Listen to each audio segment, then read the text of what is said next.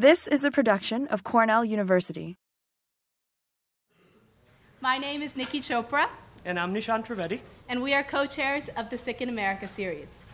We'd like to welcome you to tonight's event. It is not only the kickoff of the Sick in America series, but it is also the first ever presidential lecture series on current affairs. We've been working with a board of 15 enthusiastic students for about 6 months planning this week's events, and we're thrilled that you could come to our first one. This series could not have been possible without the help of Dr. Richard Kiley, Dr. Rob Burlage, and of course, President Skorton. This series is the first of its kind as it unites the perspectives and interests of over 12 undergraduate health organizations. Under the umbrella of the Cornell Undergraduate Health Cooperative, also started this semester, we hope to present the Sick in America series as a holistic overview of the problems facing the healthcare system in America, as well as the potential solutions. And now, to introduce our keynote speaker, Dr. Garson, please give a warm round of applause for President Skorton.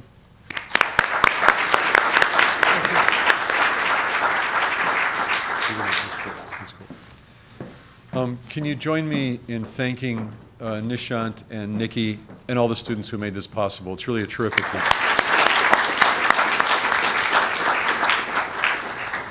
And if you have a chance to look at this brochure, you'll see all the things that these group of student groups, the group of groups, has brought together. And it also links together the two campuses in a way that has been a very high priority of ours for a couple of years. And you'll notice that next week on the 30th of April, there's an event in New York City, Business and Medicine Symposium, that's going to be simulcast in Sage Hall in B10. So I hope everybody will have a chance not only to enjoy tonight, which I'm sure you will, but also to enjoy the rest of the series. And again, Nishant and Nikki, thank you for making this possible. Very exciting. Tonight's lecture, as Nishant and Nikki mentioned, is also the kickoff for a new series of lectures, which we're going to sponsor out of my office, to bring faculty to the university to talk about current affairs. And the reason we're going to do that is really twofold. The first reason is that even in this time of financial duress, where you hear so much at this university and at other universities like it, about all the things that we cannot do right now, we have to remember that one of the things that we can do is to continue to support the intellectual ferment of a university and to, where it's appropriate, talk about things relevant to the world beyond the campus walls. And so the first purpose of doing this series is to do that, is to look forward and to look up, to cast our eyes up, and to do it in an area that's relevant to the world around us. And we're going to start tonight, as I'll tell you in just a moment, in one of the areas of greatest concern to virtually all facets of American society, from the business society to all of us as individuals, to a place like Cornell as an employer.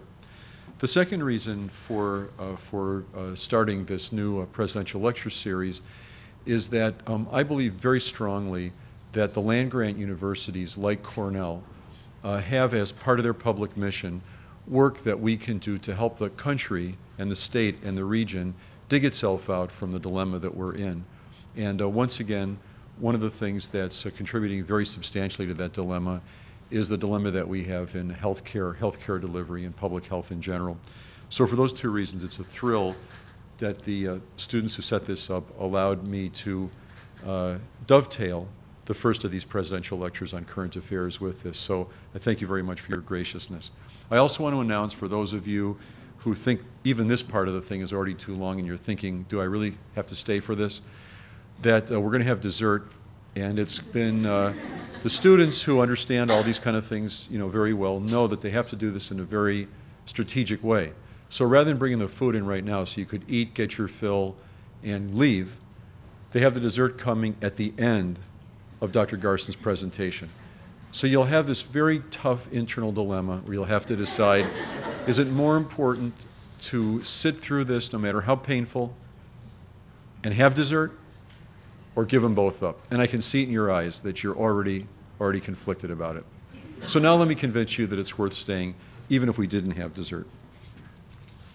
It's a great pleasure, a professional and a personal pleasure, to introduce an old friend of mine, and that doesn't mean that he's old, just that we've known each other for a long time, a colleague in pediatric cardiology and in broader aspects of academia, Arthur Garson Jr. He goes by Tim.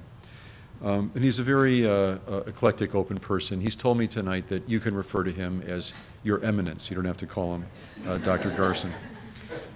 Tim Garson is one of the country's very, very prominent pediatric cardiologists and had a hugely distinguished career as probably the most honored living practitioner of pediatric cardiology as it relates to the electrical activity of the heart. Literally wrote the book, a huge 3-volume tome that was and is the Bible, the last word on pediatric electrophysiology.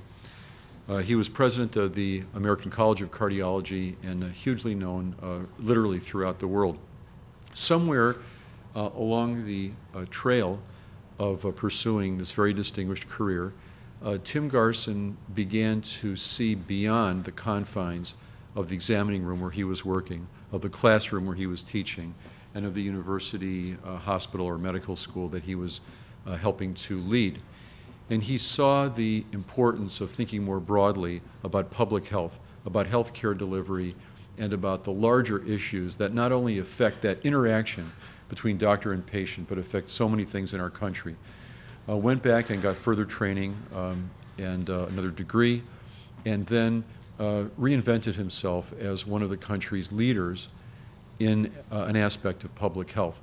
This is very important for 2 reasons, not only having to do with his bona fides for sharing his ideas with us tonight, but to the students, a few of whom I was talking with just a few minutes ago about this, to imagine your career not only as you might see it through the lens of today as a freshman, sophomore, junior, senior about to go out into the world, but through the lens of thinking that you've learned skills that will allow you to adapt to your changing interest and to the changing needs of the world. And it would be hard to imagine someone who has followed that siren call of change and need better than Tim Garson. Tim graduated Phi Beta Kappa and summa cum laude from Princeton. He went on to earn his MD from Duke University, where he also did his residency in pediatrics. He completed his pediatric cardiology fellowship at Baylor College of Medicine in Houston, one of the very finest in this area, and then got his MPH from the University of Texas in Houston. Before moving to the University of Virginia at 2002 as Vice President and Dean of the School of Medicine, he had high-level posts at several other institutions, including Duke, Baylor, and the Texas Children's Hospital. In addition to his leadership in medical education and as a clinician, he has been deeply involved in health policy. Tim served on the White House panel on health policy and chaired the National Advisory Council of the Agency for Healthcare Research and Quality. He chaired the Healthcare Program Subcommittee of Virginia's Blue Ribbon Commission on Health Insurance and the Uninsured, and served on the Governor of Virginia's Health Reform Commission. He's also been a member of the Institute of Medicine Task Force on Rapid Improvements in the Healthcare System, the Commonwealth Fund Task Force on Health Insurance on the Uninsured, and chaired the American College of Cardiology's Task Force on the Uninsured. At UVA, Tim Garson teaches the introductory health policy course, Myths and Realities of American Healthcare, and his book, Healthcare Half-Truths, Too Many Myths, Not Enough Reality, was published in 2007 to great critical acclaim. His topic tonight is Healthcare Myths and Truths. Please join me in welcoming the kickoff speaker of this event and the kickoff speaker of the Presidential Lecture Series, Dr. Tim Garson.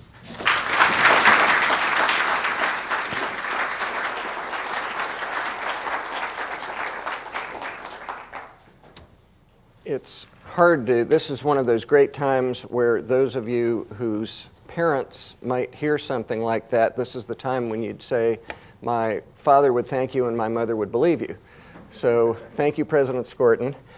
There's part of, we go back a long way. There's actually part of the story that makes sense, and he may not know it, and it's probably worth sharing with you before we get started, because I'm about to put you guys to work. This is a you talk to each other and a little bit to me, not me talk to you. So if you're getting ready to think about dessert versus this, you might want to be thinking about that. I won't call on anybody that doesn't raise their hand, though, so don't worry about that. The first night when I was a trainee in pediatric cardiology in Houston, I was taking care of a 5-year-old girl who had been born a blue baby, and cardiologists in those days took care of all the post-op patients. Surgeons stayed in the operating room. We took care of them outside in the recovery room. She arrested 3 times that night, and each time she arrested, I went down the hallway and discussed what was going on with her parents and her grandparents. And the first time it was the roughest of, this was their only little girl, and them saying to me, we are trusting you to take care of her. Here I was, a first night trainee.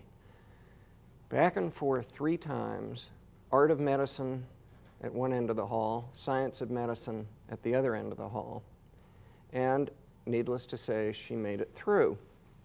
We bonded, parents, grandparents, Ginny, me, and traded phone numbers when she finally went home. I went to her grammar school graduation. She lived about 80 miles from Houston.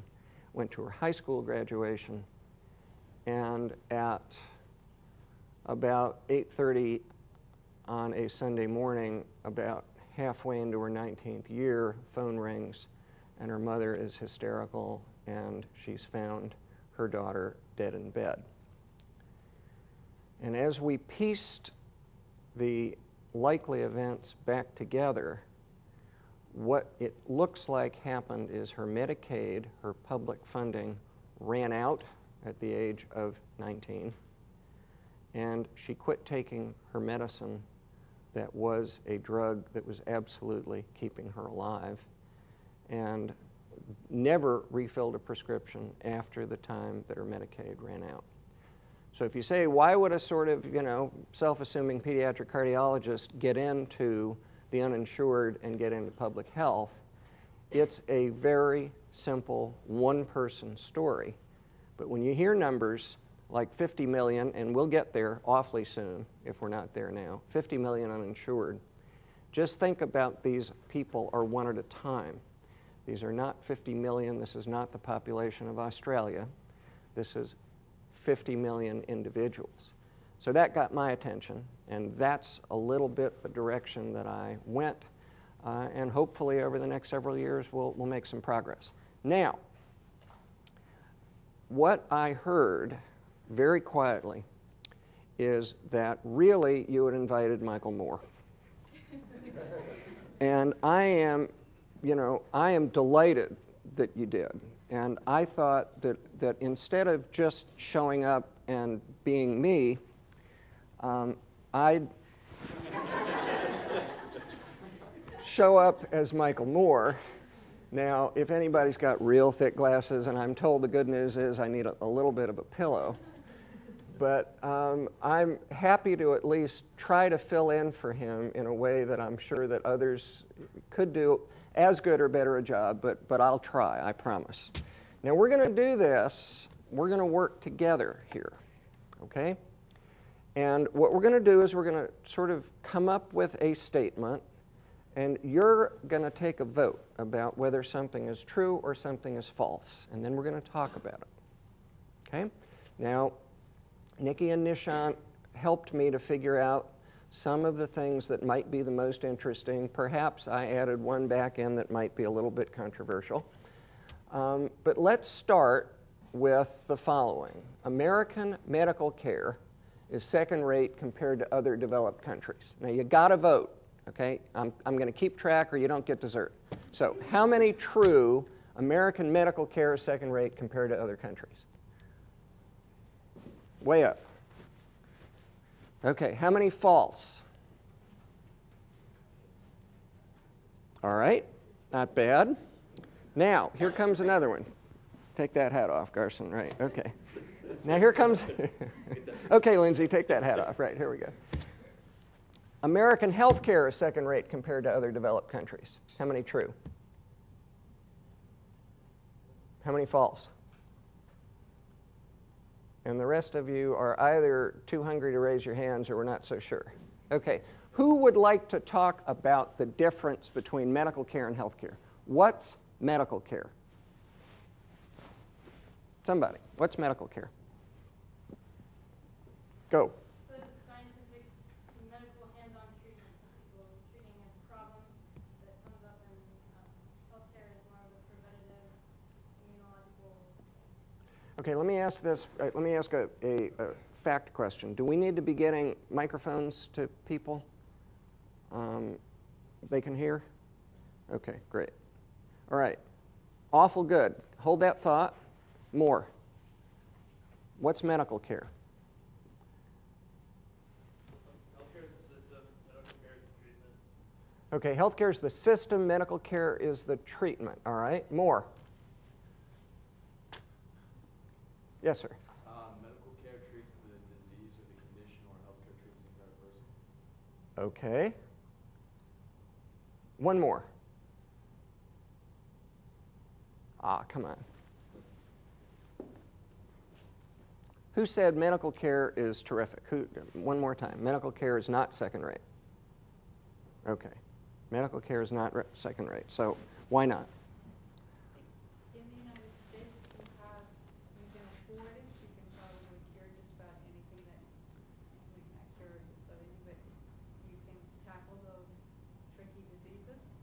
In other countries, you can't. Okay. You have to be able to afford it. Okay, so a medical care index, you want me to come back here, right? A medical care index is like breast cancer mortality. That's a medical care index, right? It's what doctors and patients and nurses and other care providers do together. Breast cancer mortality. Now, the life expectancy in Harlem, in New York City, is lower than the life expectancy in Bangladesh. That's true. That's published. The infant mortality in Southeast Washington, D.C.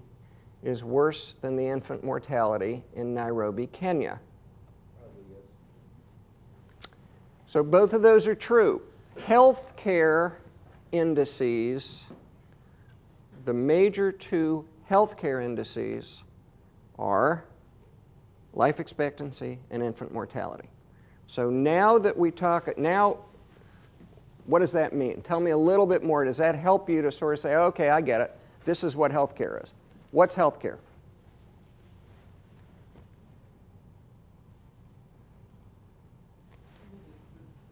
The general assessment across the United States. Who can go to the Mayo Clinic? Who can go to Mount Sinai? Weill Cornell, come on now. Golly. Why would you want to go to the Mayo Clinic when you've got Weill Cornell? Go ahead. Okay.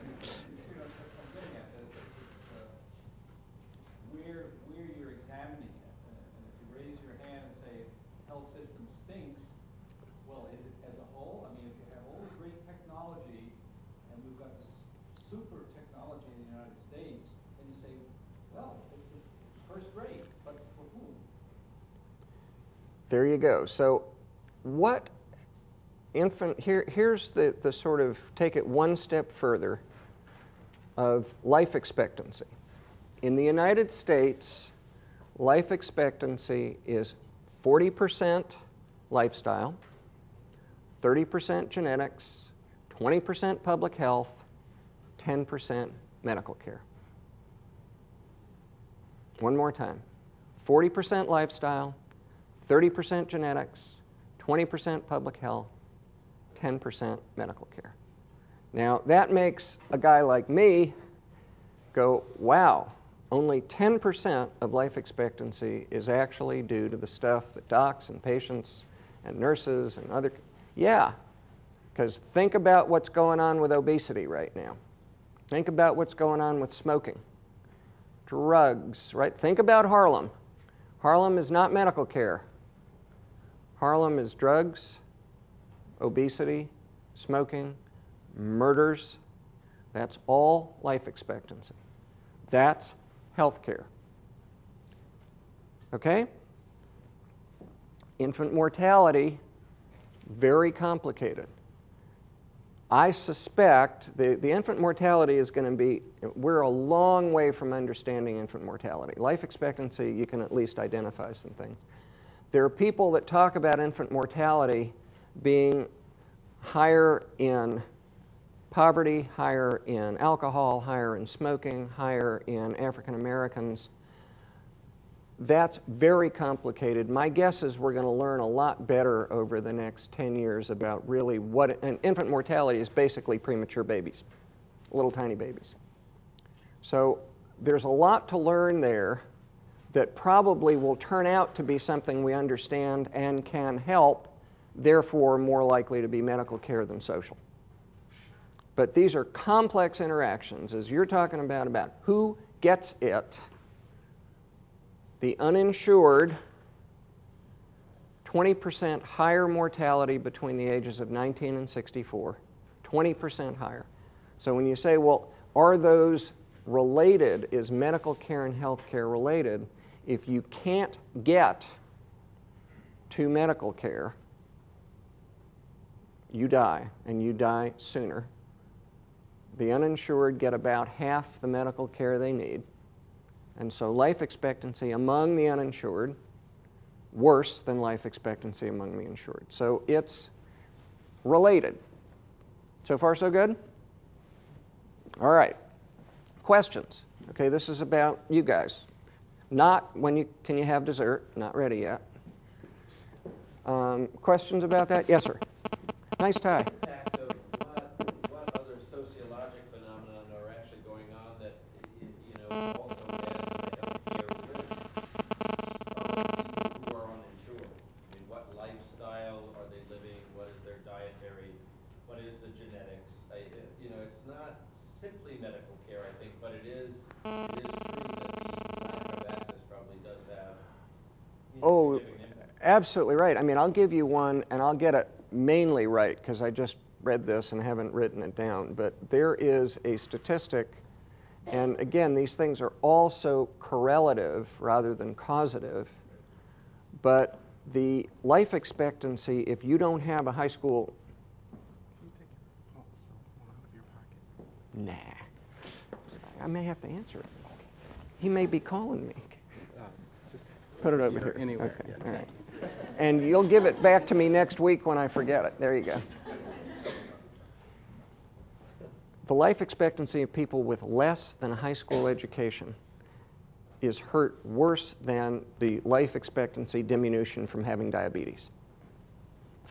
So there are, and that, when you say, well, the lack of a high school education doesn't cause you to die, no, but the lack of a high school education certainly likely doesn't get you health insurance. And so these things get very, very correlative. So even obesity, diabetes, obesity causing diabetes, there are plenty of articles now that are talking about if we don't start to fix where obesity is going over the next 5 years, our life expectancy is going to go down in the whole United States for the first time since the Civil War.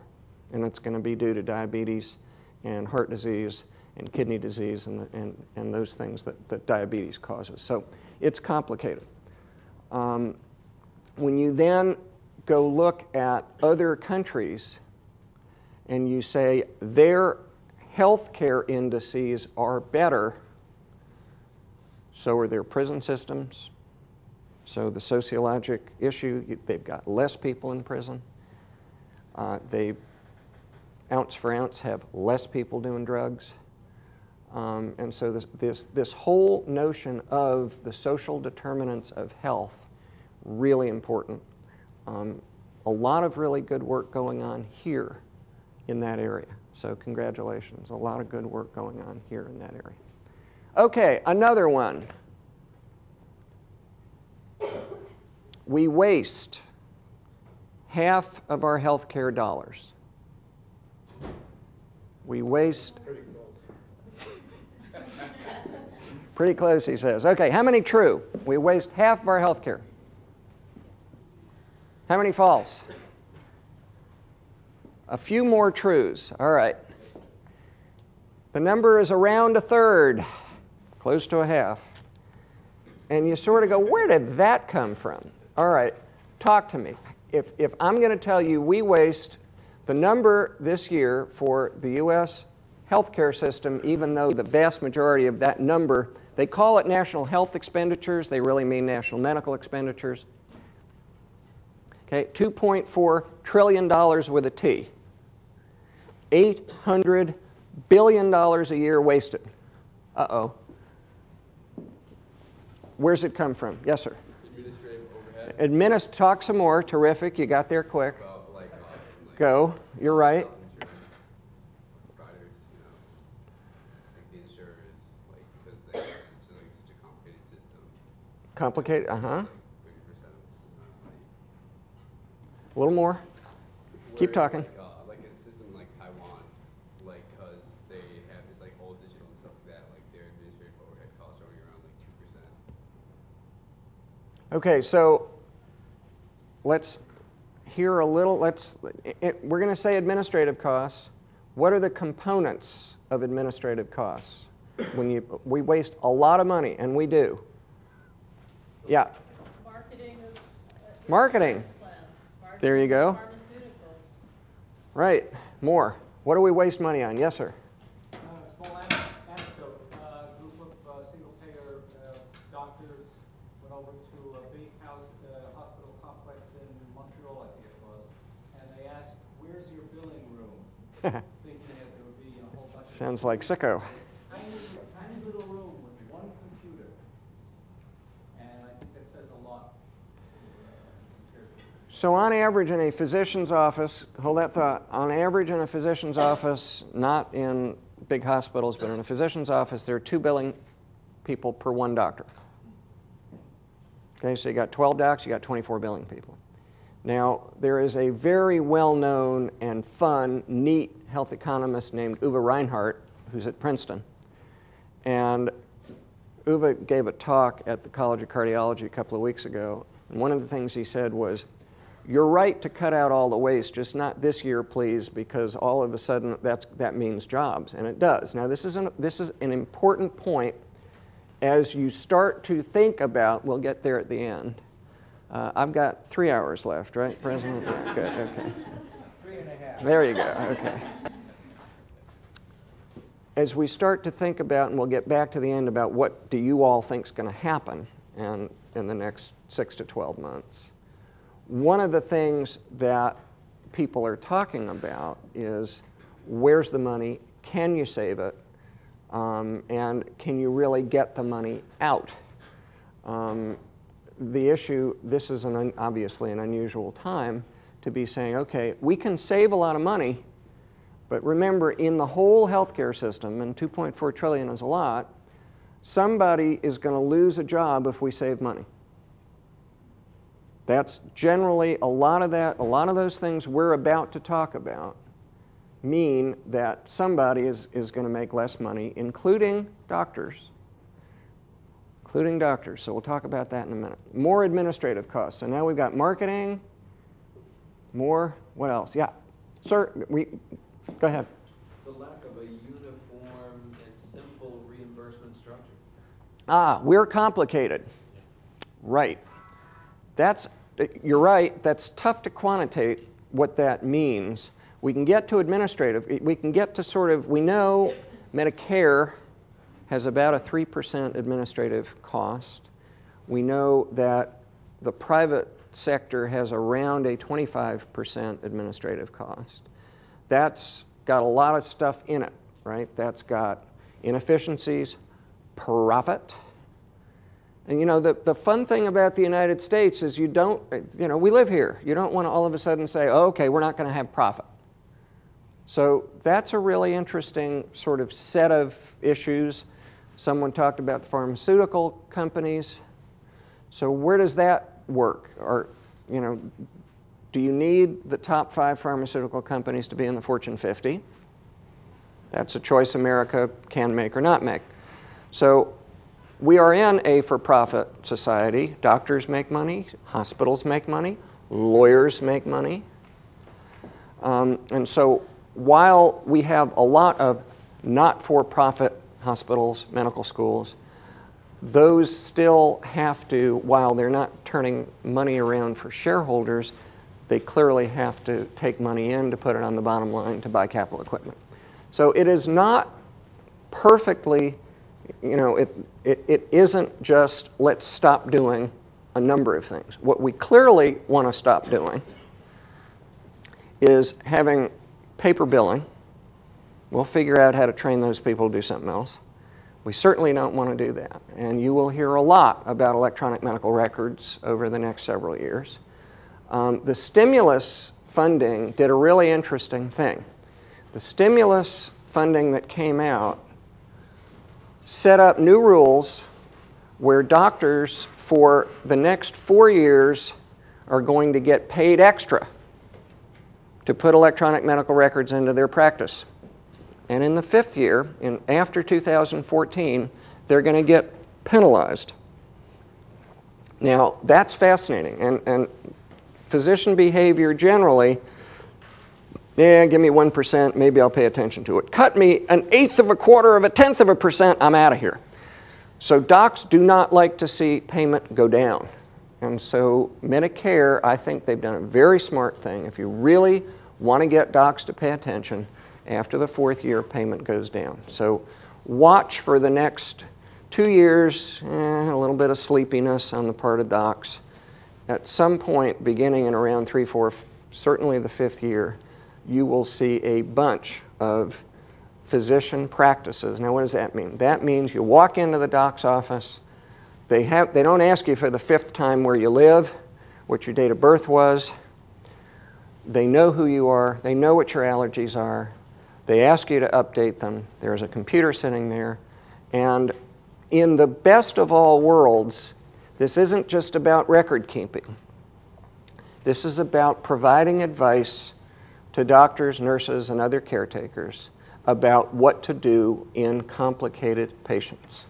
So this is not just let's, call something up in the middle of the night and look at the x-ray. This is advice on how better to take care of patients. The words cookbook has been used over and over again, but like 20 years ago of, gee, cookbook medicine means there are guidelines. Got to have a cookbook these days because medicine has gotten very, very complicated, and there are guidelines. There are ways in which docs say, okay, this is the preferred way to practice. Well, you want to put those into an electronic medical record. So, Standards of care. Sir. Standards of care. There you go. So, administrative waste. What else? Defensive medicine. Okay. Tendency for physicians nowadays to, provide,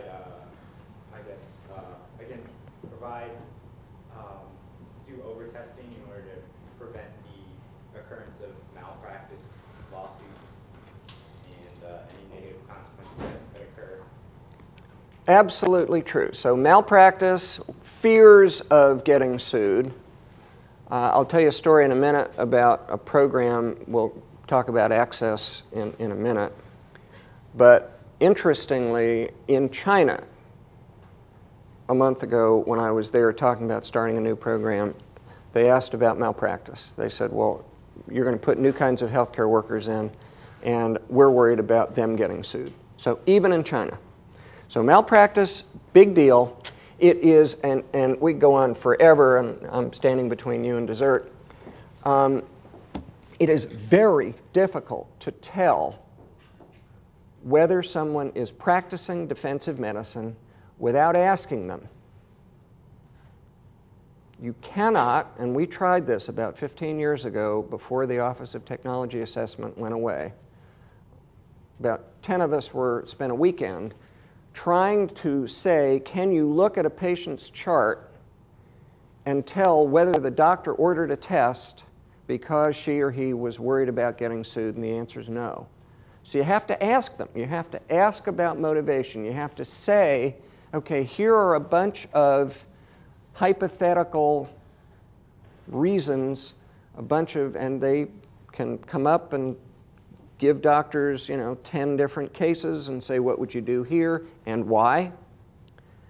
But you have to rely on the doctor saying, I would do it because I was worried about getting sued. Please know that behaviorally in the same direction is doing more to make money, doing more because I am curious about the outcome, not badly curious, just, you know, I really am uncertain, I want to know.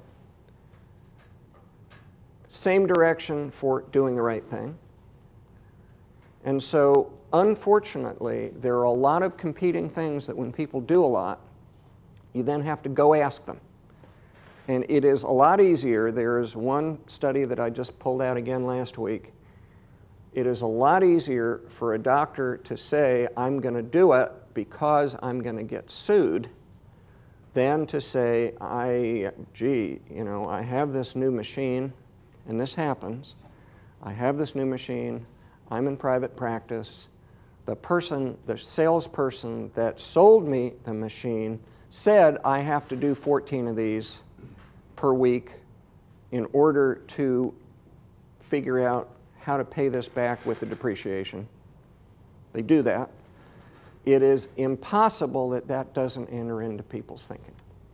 So it's complicated. Let me tell you that, yes, financial stimulus does have something to do with doctors doing stuff.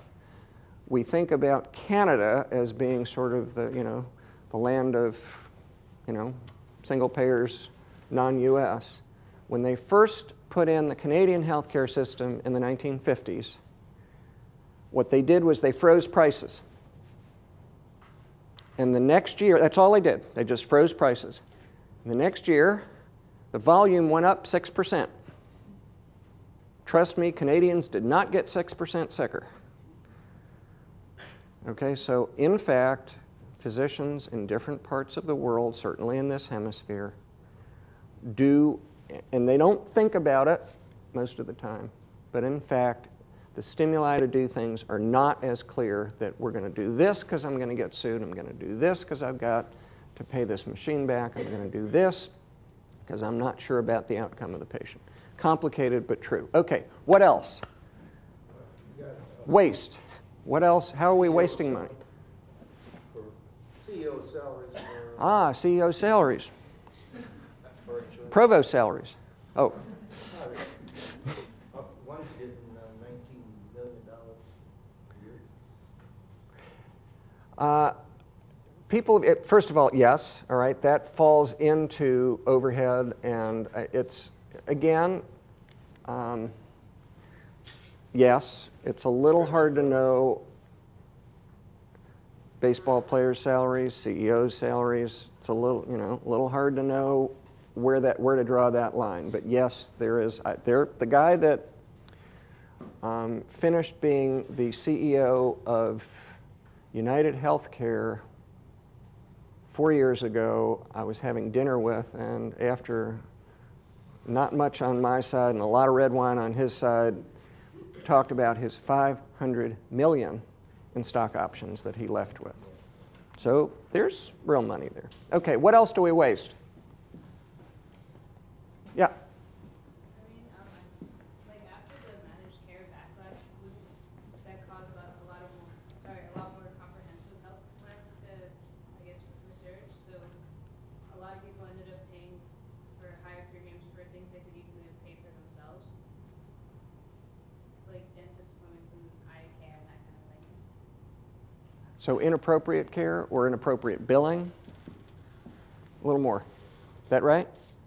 Okay, here's the big one, all right? So there's administrative waste, there's profits, there's malpractice. There is, across the United States, between a 4 and 10 times variation in the intensity of what doctors do in different parts of the country. The rate of coronary bypass surgery in Miami, Florida, is 4 times per 100,000 the rate in Salem, Oregon, for the same sick patient. Same results 3 years later. Back surgery is 10 times, right? Spinal fusion, 10 times the variation. Same result 3 years later. Therefore, the presumption is if you have the same result and you do more, you didn't need to do it.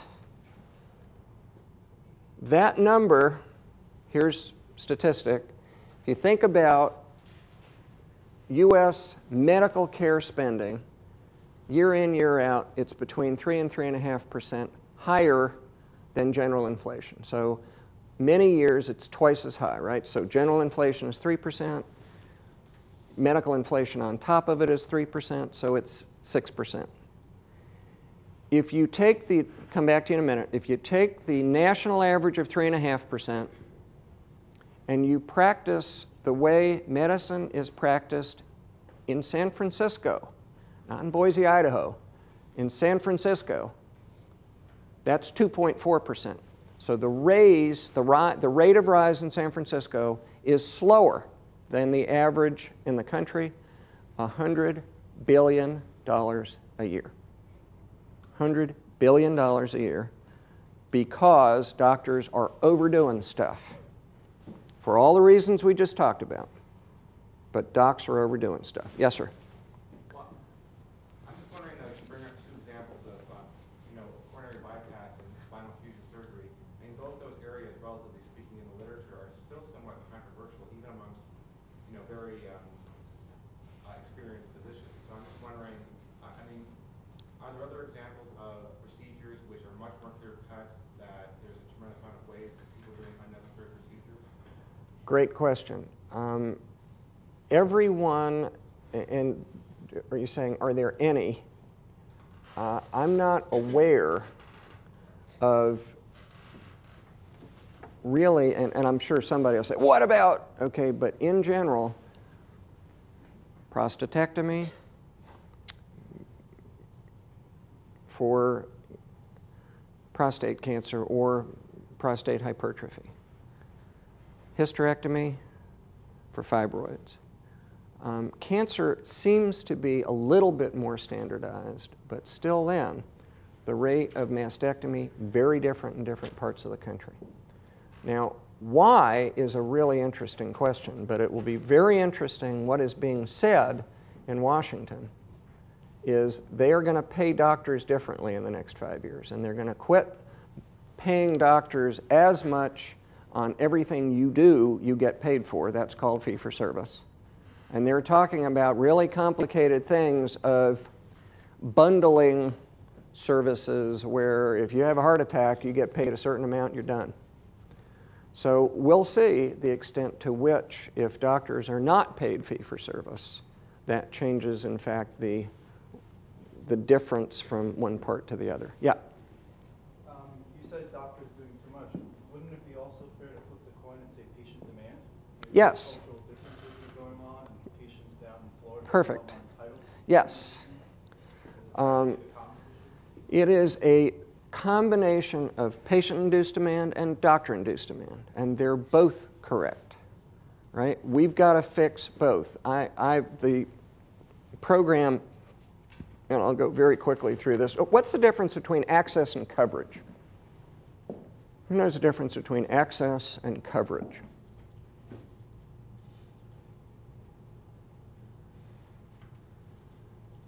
Is there a facility available and who's Which, actually paying for it? That's there you go. access. Well, okay.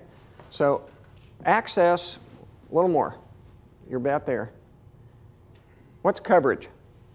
When people say, yeah, people say you've got coverage, what's that mean? Other than wearing a coat because it's cold. Okay, coverage, there you go. Coverage very simply means somebody else is paying the bill. No, that's too simple. No, it's not, because even if people have if they are self-insured and they get real sick, somebody else is paying the rest of that bill. So even if you're self-insured, if you have insurance, either private or the government is paying for you, Medicare, Medicaid, S-CHIP, State Children's Health Insurance Program, county hospitals, all kinds of stuff, that's coverage. Access means you can get to the right person at the right time. Has nothing to do with coverage. So who can think of a time or a situation where a patient has 100% access and no coverage? You might say Medicaid. Hmm? You might say Medicaid. Medicaid is, but what happens? Okay, so they've got Medicaid, and that's coverage and no access. So are there parts of New York State with coverage and no access? Medicaid has a better record of access than a lot, but the problem is now the doctors don't want to pay it. So that's right. So as far that's as the coverage goes, if the doctor will take it, it's pretty good. so that's coverage and no access. And it's access. Well, or no If the access if they don't. If the doctors would get the hell out of this system, Uh-oh. then they would have access. All right? Okay, what's the classic lots of access, no coverage? Go ahead. Elective procedures like breast surgery, if you guys talk about something like that. A lot of people get them easily, but insurance doesn't cover it. But that's, well, not in a lot of hospitals can you get somebody to do that without guaranteed payment. Okay, emergency rooms, now called emergency departments, right? Anybody can walk in off the street and get care in an emergency department. Access, 100% access, no coverage. We have a federal law that guarantees people who go into emergency departments and can get care. Now, you'll remember the last president talked about that being enough. You know, we don't have a problem, he said, because people can always go to the emergency department. Can you get your diabetes medicine? No. Can you get your preventive care? No. Can you get your mammogram? No. Can you get your follow-up care after your heart attack? A little. So no, right? Emergency departments are not where you take care of people in the long run. So no coverage, initial access. The flip side of no access, plenty of coverage, I assume there are parts of New York State like that where you just can't get to somebody. We certainly have that in Southwest Virginia, out in the coal fields west of Detroit. Virginia goes a long way out there. And they can be 4 or 5 hours from a doc. So one thing, and this is just a little bit of fun, and I told President Skorton I'd tell you about it real quick, is the notion of providing access by having a core of grandparents. This is real, okay? A core of people who have taken care of 2 generations of their children and their children's children to work in their own communities to provide care that a good grandparent could take care of. So colds, sore throats, vomiting, diarrhea, sprained ankles, stuff that a good grandparent could do in their own underserved area. They get trained, they get given a mini computer. The mini computer has protocols in it. The protocols have electronic medical records associated with them.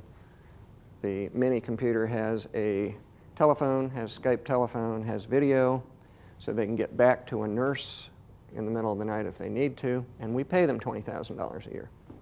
So that's being tested in Virginia, Mississippi, Houston, Shanghai, Beijing, Inner Mongolia, and Lesotho, Africa. That's access. And trust me, as we get further, I hope, and I'm not sure, and I hope there are those of you in the room that are sure, I'm not, about what's going to happen in the next year with Washington, but we will, if everybody has an insurance card, we will still have a problem with access. We will still not be able to provide appropriate care to numbers of people. The number in Massachusetts, 400,000 people, after they got coverage, were found to have trouble getting access to a primary care doc. Well, guess what? Maybe they don't need to see a primary care doc as often as they think they do. So we'll see. That's the difference between coverage and access. Okay, are you ready to get your teeth ground? Because this one always gets people. Preventive care saves money. How many true? How many false? Preventive care saves money. I would say that. There you go. False? False? Okay, go. False. I would say maybe it helps their health, but not money. So it might cost more to prevent an illness than it would cure after it comes on, but it would probably give you better outcomes if you start early. I believe I read a recent article on this. I don't remember where I read it. You sure did. Who wrote it, but it said that it helps generally with longevity to some degree, but doesn't save money. In fact, it costs a little more. Okay, who else said no?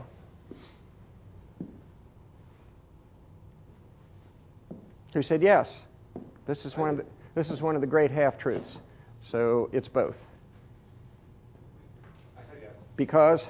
Got an example? I mean, I think that there's a lot of studies that show that, generally speaking, preventing things like long-term smoking from obesity, I mean, basically preventing chronic diseases does save money.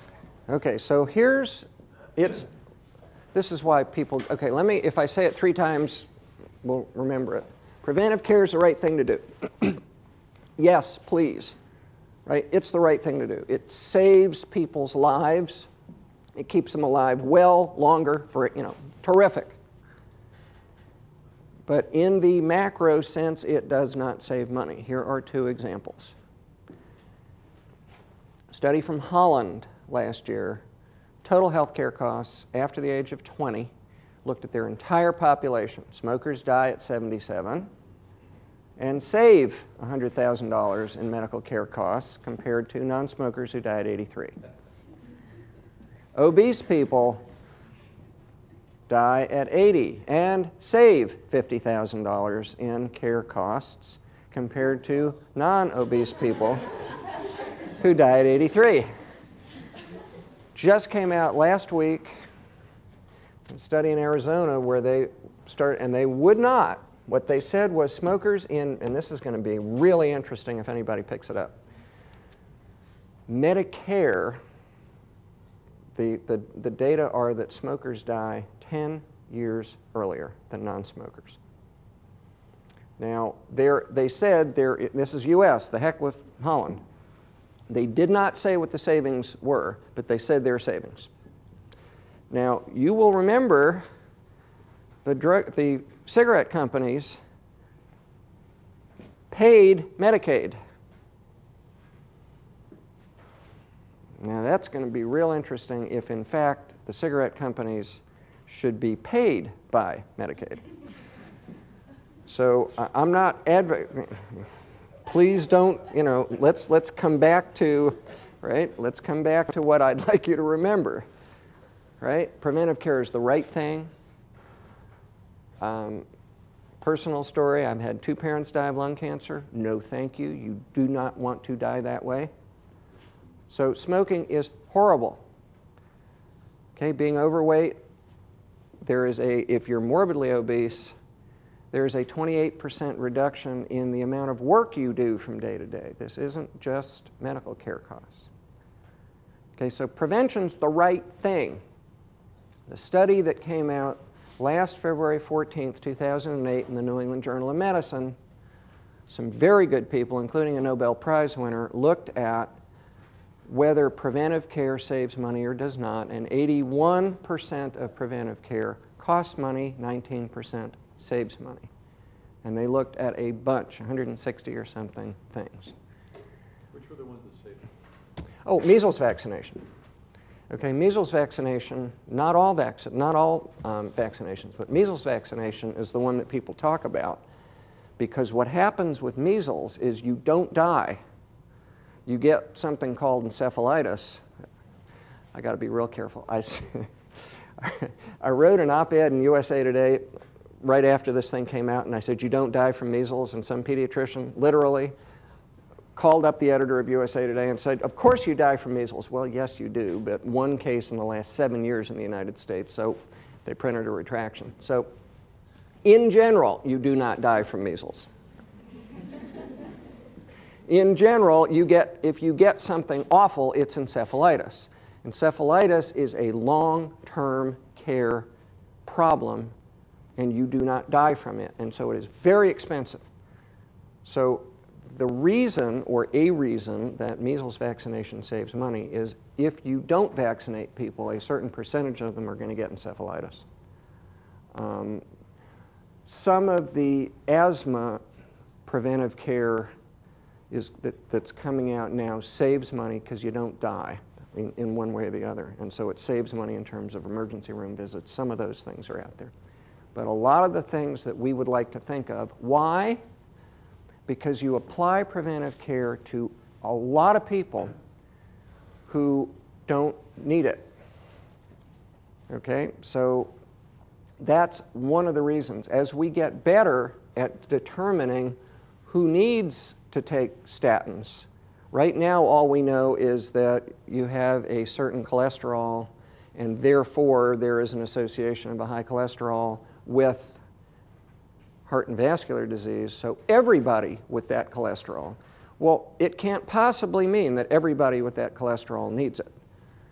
But until we get better at genetic testing, protein testing, everybody's going to get it.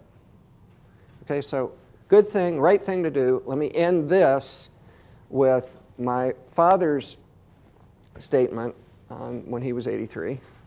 And he said, you know, in aging, what you really want to do is have early old age last as long as possible and late old age last 15 minutes. Now, if we can make that happen, then preventive care saves money. Okay, if I've got it right, literally we got 5-6 minutes before the food shows up. Is that right, folks? Okay. Let's finish, and I think you know this one.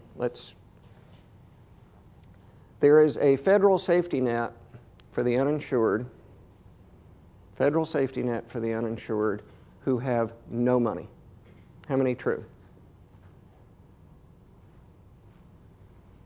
How many false? How many are too tired to care? Federal safety net, federal program, if you have no money, that will provide medical care for you if you're uninsured. How many true? How many false? Here's the answer, okay?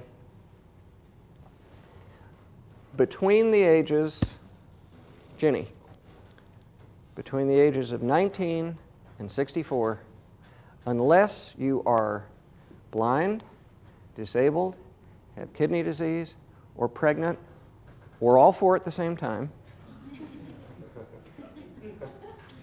or any combination, you are not covered by federal statute. Now, states can vary that, but by federal statute, New York State has changed that. By federal statute, there is no safety net for the uninsured between the ages of 19 and 64.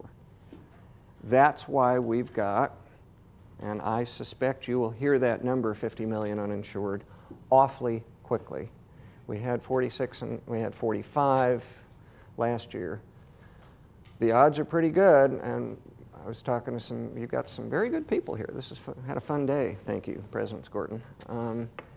You know, the question of whether, if you lose your job in this time period over the last 6 months, did those people have were they more likely to have health insurance than people that lost their jobs 3 years ago? Probably not, but I'll bet you we get to 50 million uninsured. Just so you're clear, that's more than the population of Canada and Australia. It's a lot of people. So the notion, real quick, the notion of what's going to happen, right? The last chapter of the book says we'll never see substantive change around here. And we think, Carolyn and I, we had brains and brawn. I wrote the book in 5 weeks, and then Carolyn made it right, so that was the important part. The last chapter says, you know, nothing going to happen, there's nothing we can do, and we think that's a myth. You know, we got some stars that we thought were aligned, and then we have a budget issue. My suspicion is we will have legislation. I mean, you'll see it, and it'll probably 2 bills in the Senate, 1 bill in the House, and it should come down to policy for the United States saying this is absurd, that we have anybody who doesn't have coverage. Now, access is another issue, as we've heard. I don't think there is yet the anger in the United States quite yet to carry the day. So I'm hoping, right, because what it's sort of, I don't want to take it anymore, and I think there's a lot out there right now. It was coming, a lot out there with the economy, and we'll just have to see. But it is going to take the American public saying this is awful. It's not about 50 million uninsured saying it. It's about the rest of us saying it. And given all the other pressures going on right now, I wish it were different, but it may not be. So that the old biologic term, chemical term, the energy of activation, what's going to be required to get over that hump, I hope we get there, but stay tuned, we'll see. But the American public are going to have to want it. Nice people, President, thank you.